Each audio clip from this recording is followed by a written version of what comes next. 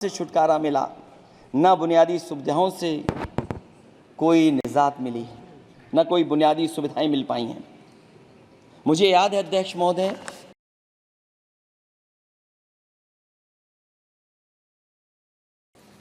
देश के प्रधान सांसद जी ने अनाथ पशुओं के बारे में बहुत कुछ कहा था। अनाथ पशुओं की समस्या से छुटकारा दिलवाने के लिए कब वादा किया हुआ, लेकिन कई चुनाव बीत गए हैं, अभी तक गन्ने का भुगतान 2 हफ्ते का वचन जो दिया था, कहां दिया था? अब तो वचन देने वाले को भी याद नहीं है। हर बात को जुमला बना देने वाले लोगों के ऊपर से जनता का भरोसा उठ गया है। इसीलिए बहुमत की सरकार नहीं है, ये सहयोग से चलने वाली सरकार है। डबल इंजन के नाम पर उत्तर प्रदेश को टकराहट के सिवा कुछ हासिल नहीं हुआ है। उत्तर प्रदेश में प्रभुत्व की लड़ाई 2 लोगों को आपस में लड़ा रही है, लेकिन उसकी मार जनता को सता रही है। पिछले 10 सालों की उपलब्धि बस इतनी रही कि एक शिक्षा परीक्षा माफिया का जन्म हुआ। अध्यक्ष महोदय, जिस समय चुनाव में थे और उत्तर प्रदेश में वो हालात देखे हैं कि नौजवान जब भी तैयारी कर करके जाता था और परीक्षा दे करके लौटता था तो उसको पता लगता था कि पेपर लीक हो गया। और उत्तर प्रदेश में केवल एक पेपर लीक नहीं हुआ है, जितनी भी परीक्षाएं हुई हैं सब पेपर लीक हुए हैं। केवल उत्तर प्रदेश ही नहीं, मैं माननीय सांसद की तरफ से सुन रहा था, कई ऐसे प्रदेश हैं जहां पर परीक्षाएं देने तो बच्चे गए, लेकिन वहां भी पेपर लीक हो गया। और अभी जब 4 जून को रिजल्ट आया, उसके बाद जो बात उठी है, देश की सबसे प्रेस्टिजियस परीक्षा, उसका भी पेपर लीक हो गया। और आखिरकार ये पेपर लीक हो क्यों रहा है? सच्चाई तो ये है कि ये सरकार पेपर लीक इसलिए करा रही है कि सरकार नौकरी नहीं देना चाहती, रोजगार नहीं देना चाहती, उन नौजवानों का भविष्य नहीं बनने देना चाहती। पिछले 10 सालों की उपलब्धि बस इतनी रही है कि एक शिक्षा परीक्षा माफिया का जन्म हुआ है, जिसने तथाकथित अमृत काल में युवाओं के भविष्य की आशाओं को ही जहर दे दिया है। जो सरकार उम्मीद को मार दे, वह तो वर्तमान को सुधार सकती है, न भविष्य को संवार सकती है। सरकार आशा का प्रतीक होनी चाहिए, निराशा का नहीं। जनता चाहती कि हर समस्या के लिए बीते कल को जिम्मेदार ठहराने के बहाने को सरकार छोड़े और आने वाले कल की बात करे। अगले 1000 साल के झूठे सपने दिखाने वाले अगले महीने होने वाली परीक्षाओं के लीक न होने की गारंटी कब लेंगे? जनता अब न तो किसी बहकावे में आएगी और न किसी के बहलावे फुसलावे में आएगी। जो लोग कहते हैं कि अमृत काल की बात करने वाले, जनता का जागरण काल आ गया है। आज इस सदन में नए राजनीतिक जागरण के अनेक प्रतिनिधि बैठे हैं। अब जब बात होगी तो सच्ची बात होगी और जनता को पूरी सच्चाई के साथ हम लोग अपनी जिम्मेदारी के साथ बात रखेंगे।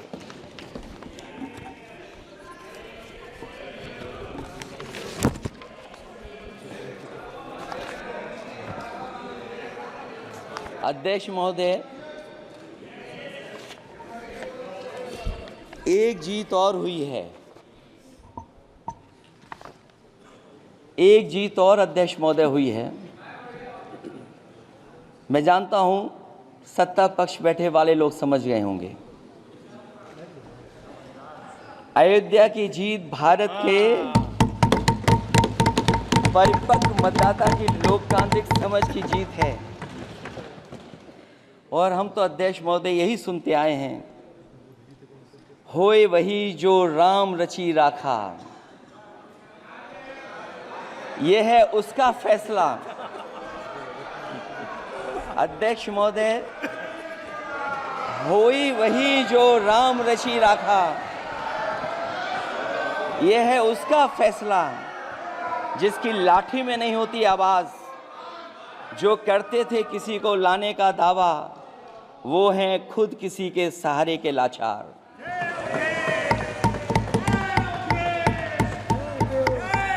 अध्यक्ष महोदय,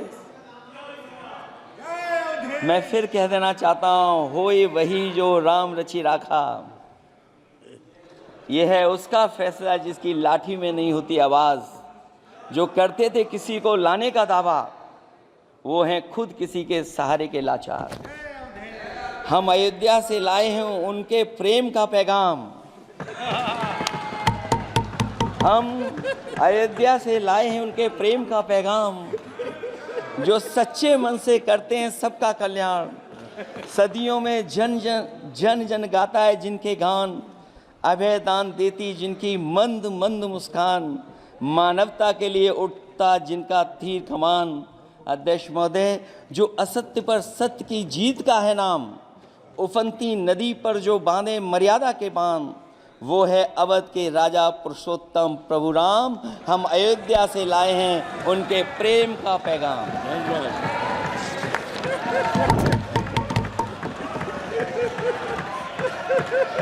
अध्यक्ष महोदय,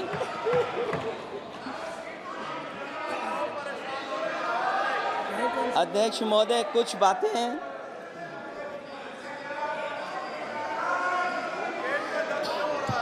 अध्यक्ष महोदय, कुछ बातें समय और काल से परे होती हैं, इसलिए आज यहाँ उत्तर प्रदेश के सदन में पढ़ा गया एक शेर याद आ गया, जो तब सही था अब और सही साबित हो रहा है। इजाजत हो अध्यक्ष जी तो मैं अर्ज करूं। हजूरे आला आज तक खामोश बैठे इसी गम में, हजूरे आला आज तक खामोश बैठे हैं इसी गम में। महफिल लूट ले गया कोई जबकि सजाई हमने। योगी जी के लिए, योगी जी के लिए।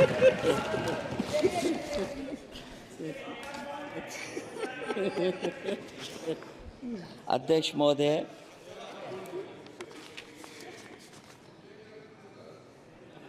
मैं मॉडल ऑफ कंडक्ट जब चुनाव हुआ, लागू हुआ, उस समय मैंने देखा कि कुछ लोगों पर मेहरबान रही सरकार और कमीशन भी। कई, मैं बहुत डिटेल में नहीं जाना चाहता हूं अध्यक्ष महोदय, लेकिन कहीं ना कहीं प्रश्न उस संस्था पे भी लगा है, और अगर उस संस्था पर प्रश्न लगा है तो लगाने वाली सरकार की वजह से लगा है। इसलिए अगर निष्पक्ष होगी वो संस्था तो न केवल हमारा लोकतंत्र स्वस्थ होगा, बल्कि हमारे लोकतंत्र और मजबूत दुनिया में दिखाई देगा। अध्यक्ष महोदय, ईवीएम पे मुझे कल भी भरोसा नहीं था, आज भी नहीं भरोसा। मैं 80 के 80 सीट जीत जाऊं तब भी नहीं भरोसा। और मैंने अपने चुनाव में कहा था अध्यक्ष महोदय कि ईवीएम से जीत करके ईवीएम हटाने का काम करेंगे। न ईवीएम का मुद्दा मरा है, न जाएगा खत्म।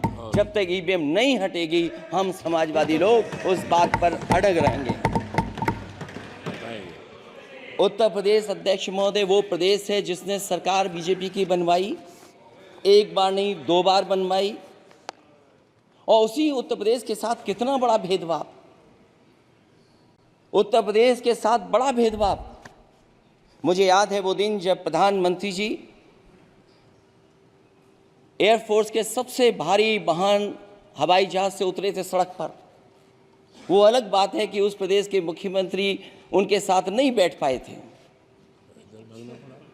लेकिन वो एक्सप्रेसवे जो बना था और आज भी जो उत्तर प्रदेश में बन रहे हैं वो उत्तर प्रदेश के बजट से बन रहे हैं। लेकिन दिल्ली की तरफ से कोई एक्सप्रेसवे अभी नहीं दिया गया है। न केवल इंफ्रास्ट्रक्चर में भेदभाव हुआ है, बल्कि हमें याद है कि प्रधानमंत्री जी ने बड़े पैमाने पे गांव गोद लिए थे। और सोचिए, अगर देश के प्रधान सांसद अगर किसी गांव को गोद ले लें और उस गांव की तस्वीर न बदले, तो शायद मैं नहीं समझता हूं कि किसी गांव की तस्वीर 10 साल में बदली होगी। मुझे वो गांव जिसको उन्होंने गोद लिया, जो प्रधानमंत्री जी की आदर्श योजना थी उसके तहत जो गोद लिया गया था गांव, वो 5 वर्ष पहले खूब शोर हुआ था कि बनारस शहर की तरह डोमरी में चमचमाने लगेगा एक गांव। हकीकत में कुछ नहीं हुआ। उसकी दुर्दशा वैसी की वैसी है, जैसे था गांव वैसा ही का वैसा है। टूटी सड़कें, कच्ची पगडंडियां, उखड़े और टूटे हुए ईंट के खंजे, बदहाल हैंडपंप, पावरलूम और पंखे के जाली के कारखाने को आखिर कब तक रफ्तार मिलेगी जो उस गांव में काम होता था, लोग करते थे। खाली पड़े रसोई गैस के सिलेंडर, अंधाधुंध बिजली कटौती के बीच इस गांव के लोगों को हर सुबह मजदूरी की कभी ना खत्म होने वाली तलाश आखिर कब पूरी होगी। तो सोचिए, एक गांव की तस्वीर ये है। जो गांव कभी गोद लिया गया था, उस गांव की भी तस्वीर नहीं सुधर पाई है। जो भाजपा के स्मार्ट सिटी के झूठे सपने में गांव के लिए कोई जगह नहीं है। अपने गांव गोद लेने की जो बात कही थी, क्या वो भी जुमला था अध्यक्ष जी? पता नहीं जिस गांव को गोद लिया था उसका नाम भी किसी को याद है कि नहीं।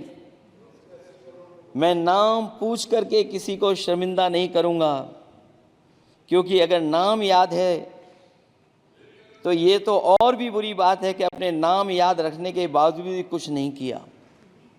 जिसे गोद लिया जाता है उसे अनाथ बनाकर छोड़ देना अच्छी बात नहीं है।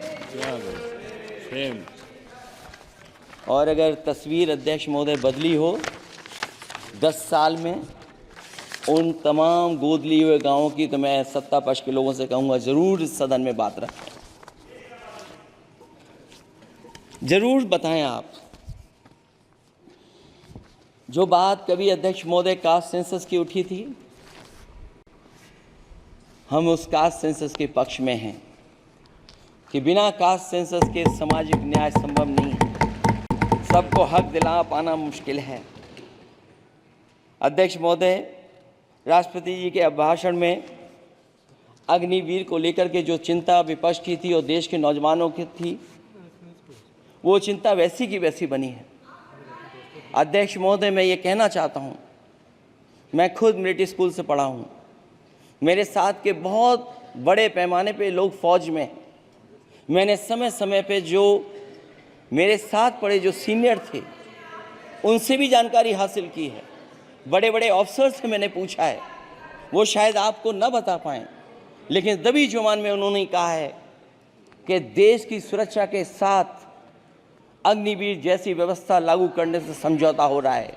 अध्यक्ष महोदय, किसी भी देश की सबसे बड़ी प्राथमिकता अगर कोई है तो वो देश की सीमाओं की सुरक्षा है। अग्निवीर जैसी व्यवस्था से कभी संभव नहीं है। अध्यक्ष महोदय, हम अग्निवीर व्यवस्था को कभी स्वीकार नहीं कर सकते हैं। आज नहीं कल, कल नहीं बाद में, जब कभी भी सत्ता में इंडिया गठबंधन आएगा, अग्निवीर व्यवस्था हमेशा हमेशा के लिए खत्म हो जाएगी। अध्यक्ष महोदय, जिन्होंने कहा कि हम आय किसानों की दोगुनी कर देंगे,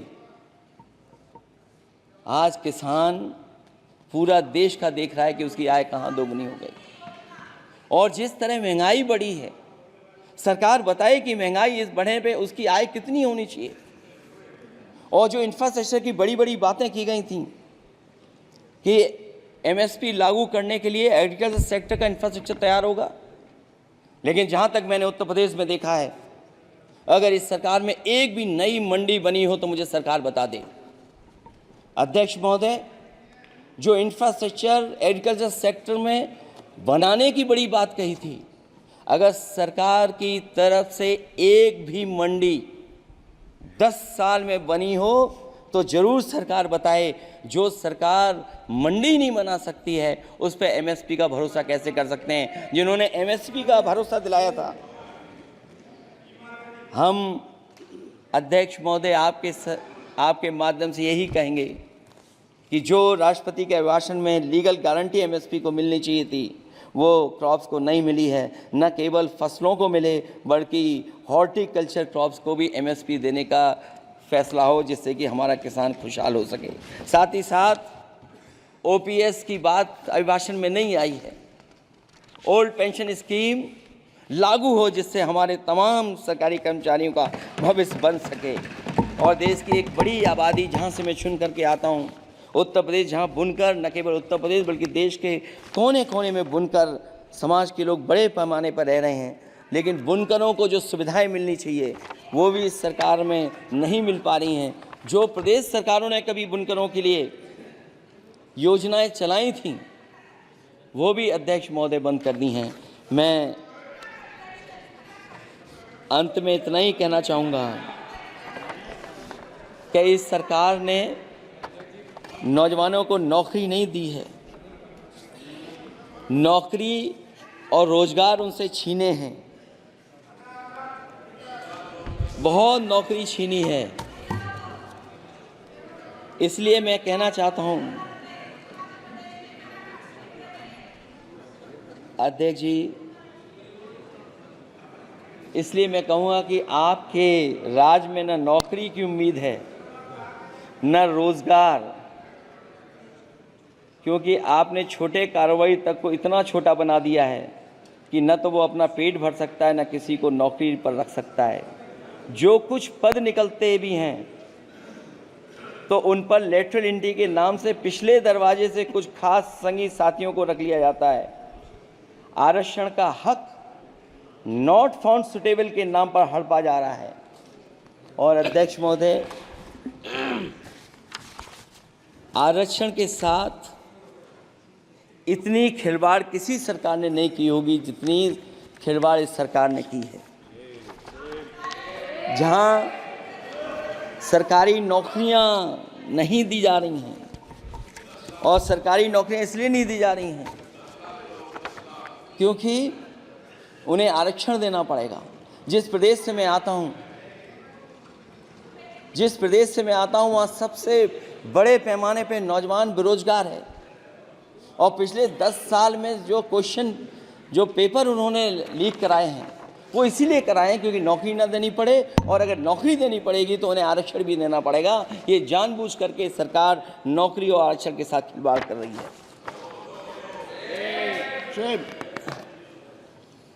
मैं अध्यक्ष महोदय अंत में इतना ही कहना चाहता हूं, आशा है ये सरकार तब तक चलेगी तब तक उसके केंद्र में इस देश का हर एक गरीब, शोषित, वंचित, पीड़ित, पिछड़ा, दलित, अल्पसंख्यक, आदिवासी, महिला, युवा, छोटा कारोबारी, ईमानदार, नौकरी पेशा, आम आदमी और कर्मचारी, अधिकारी, मजदूर और किसान होगा, ना कि धनवान होगा। और शासन के आधार पर संविधान होगा। वह जुमलों की जगह सच में महंगाई, बेरोजगारी, भ्रष्टाचार, गरीबी, भुखमरी, सांप्रदायिक हिंसा, दलित व महिला उत्पीड़न, सामाजिक अन्याय जैसे मूलभूत मुद्दों का समाधान होगा। और भोजन, बिजली, पानी, दवाई, पढ़ाई जैसी बुनियादी ज़रूरतों के लिए कागजी योजनाओं की जगह सच में इंतज़ाम होगा। मैं एक बार फिर उत्तर प्रदेश की समझदार जनता द्वारा सबसे बड़ी पार्टी चुने जाने के साथ साथ इंडिया गठबंधन समाजवादी पार्टी और कांग्रेस को सबसे ज़्यादा सीटें जिताई, उसके लिए मैं उत्तर प्रदेश की जनता का बहुत बहुत धन्यवाद और आभार भी प्रकट करूँगा। मुझे उम्मीद है कि अगली बार जब राष्ट्रपति जी का अभिभाषण हो वो सरकारी भाषण ना हो, सच्चाई के साथ सरकार अपनी बातें रखें। इन्हीं शब्दों के साथ अध्यक्ष महोदय मैं आपका बहुत बहुत धन्यवाद देता हूँ।